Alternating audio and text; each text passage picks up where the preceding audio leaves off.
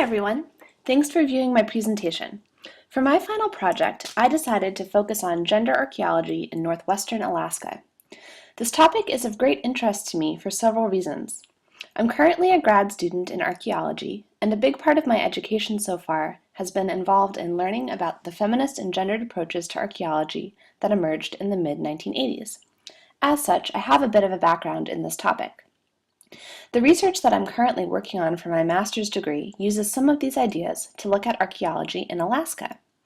I'm currently working on analyzing a pre-contact site in Deering, Alaska, where gender likely played a role in how ancient Iputak and Thule peoples interacted with animals. I hope to continue working on these ideas for dissertation research that I'll be starting up in the next year. As I plan this future research, it's important for me to gain an understanding of the work that archaeologists have already done on gender in the northwestern region of Alaska. This paper thus paints a picture of the current status of gendered archaeological research in this area. So, to begin, what do I mean by gendered archaeological research in the first place? Essentially, gender archaeology seeks to highlight the experiences of people of all genders in the past. In the earlier years of the archaeological discipline, scholars tended to focus on aspects of society that likely affected men's lives more than those of women, such as warfare, kingship, hunting for large game, etc. Studies of topics like public versus private spaces and women's contribution to economies have only emerged as of late in archaeology. In addition, many archaeologists of the past tended to assume that the male versus female divide that is so strong in Anglo-American society could be applied to societies of the past as well. As we've seen already from studying gender in modern Alaskan communities, gender is a social construct that manifests in infinitely flexible ways across space and time. In other words, gender roles can vary drastically between societies. Gender archaeology, then, might be defined as an approach to archaeology that looks at how all gender roles, be they male, female, or otherwise, helped to shape the experiences of ancient communities. Why do archaeologists choose to focus on gender? Well, for one, it provides us with a deeper understanding of the inner workings of past societies. Think of mainstream American society, for example. Gender is such a key organizing principle that it is the first thing that's assigned to a child upon birth by stating, "It's a girl," or "It's a boy." This gender assignment will go on to affect almost all aspects of the child's life after that point. The clothes that they wear, the activities that they pursue, the way that they're treated. To truly understand Anglo-American society, then, it is imperative to have a grasp on our gender roles. In addition, using a lens of gender can help to illuminate relationships between politics, economics, and society that may not be otherwise visible. Imagine that, hundreds of years from now, archaeologists unfamiliar with 20th century American culture unearth evidence of the women's suffrage movement of the early 1900s. In order to understand the significance of this political movement, the archaeologists will need to look at how the realm of politics intersected with social expectations of gender at the time. In this class, we've talked about the ways in which Alaska Native gender roles correlate with different economic contributions to subsistence. Gender tends to be a pervasive social organizing tool, so focusing attention on gender categories actually provides insight into other areas of society as well. Finally, gender archaeology is one way to make the study of ancient societies into a more equitable scholarly pursuit. Since non-male gender roles have been given little attention by archaeologists prior to the last several decades, it is important for modern archaeologists to address these questions in their research. Focusing on gender in past societies not only leads to a more accurate archaeology, but one that is more socially just as well. While it is now relatively commonplace for archaeologists to study gender as part of their research, as Frank et al. 2002 state, quote, "Relatively little of this outpouring is attributable to scholars analytically addressing gender dynamics among the indigenous people of northern North America. When gender archaeology has been done in the circumpolar north, it has tended to focus more on indigenous groups residing in what is now Canada, rather than those in Alaska. In fact, there were only a few studies that I was able to find that focused specifically on gender archaeology in northwestern Alaska. The archaeologists that have used gendered perspectives to understand the Alaskan past have tended to rely on ethnographic analogy, or using examples from modern Indigenous groups to hypothesize about the behaviors of past Indigenous peoples. While these types of comparisons can often be problematic, the fact that Inupiat and Yupik groups have relatively late histories of contact and colonialism, and that many communities today lead traditional subsistence lifestyles on continuously inhabited lands, means that projecting modern behaviors onto the past is probably not such a far stretch for the peoples of this region. Bearing in mind that the Inupiat and Yupik peoples have distinct, yet sometimes complex and overlapping, roles for women and men, archaeologists in this region take an intersectional approach to gender, or one that considers gender as only one of the several intersecting layers of identity that affect people's lives. Okay, so how have archaeologists working in Northwest Alaska been able to see gender in the archaeological record of the region? The first way has been through looking at technologies, or the tools and knowledge sets used by specific gendered groups to fulfill certain roles in society. Frink et al.'s 2003 article, Ulu Knife Use in Western Alaska, a Comparative Ethnoarchaeological Study, explores the relative efficiencies of steel versus slate ulus, or women's knives, through observations of the ways in which modern Yupik women use the knives. All three informants in this study preferred the steel knives to those of stone for processing fish. The material aspects of the ulu likely had an effect on the speed, difficulty, and output of women's work in the past.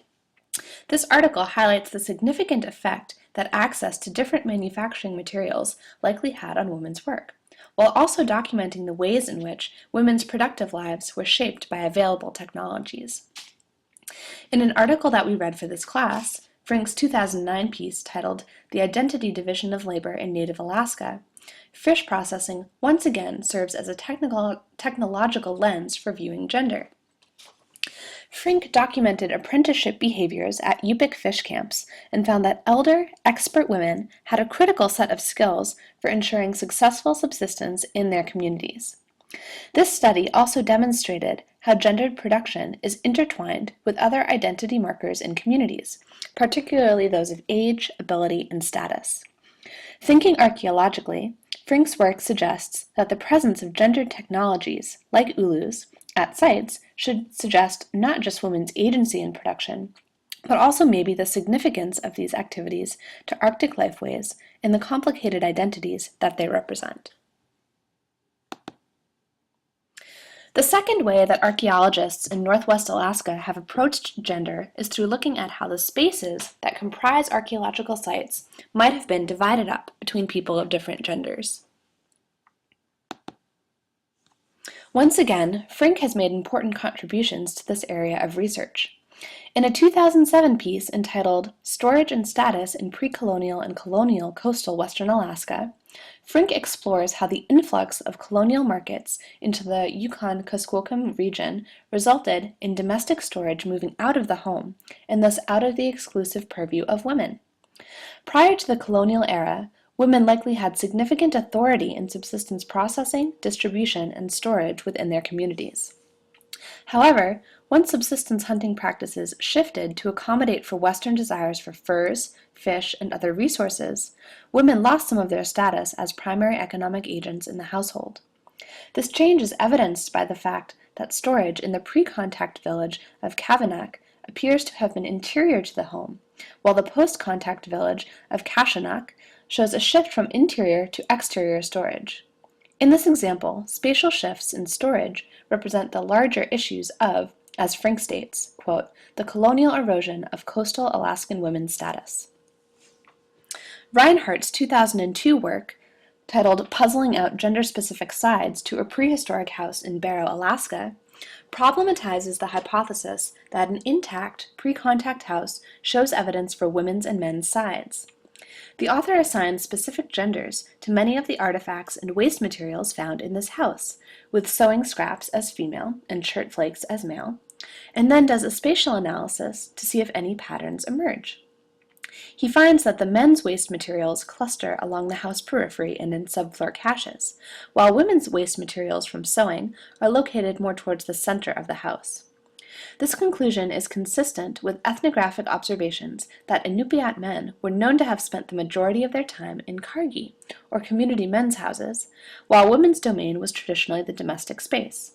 If men were present in the home, it was usually to sleep, and it is likely that their tools were kept out of the way, in storage, or at the corners of the houses.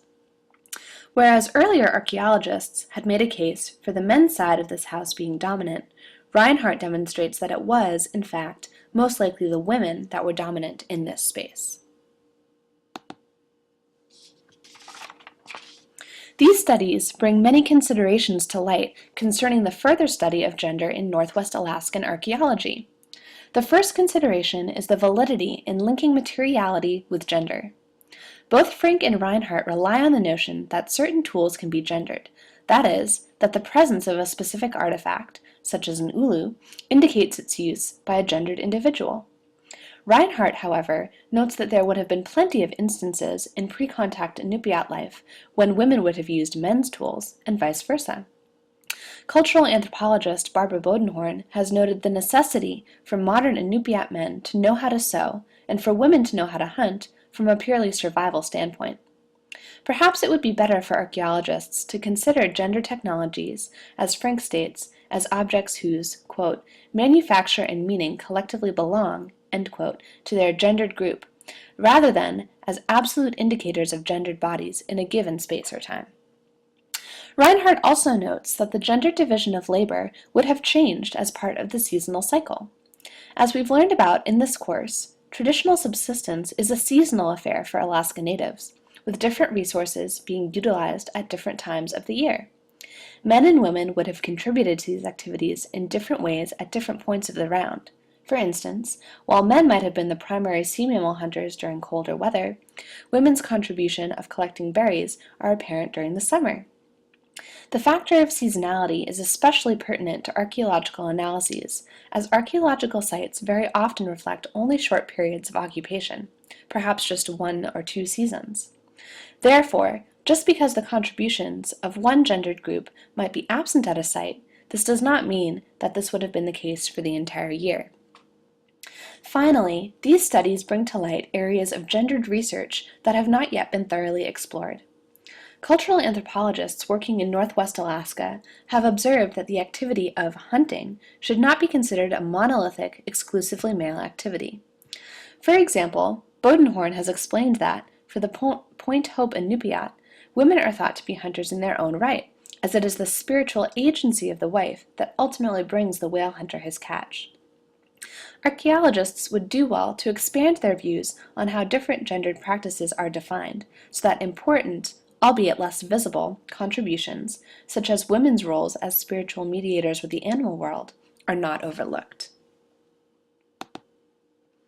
As a whole, the work that has been done thus far on gender archaeology in Northwest Alaska has added greatly to our understanding of ancient cultures in the region.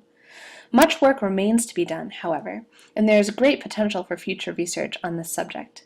I hope to contribute some research of my own as I continue in my career. Thanks for listening, and thanks for a great class.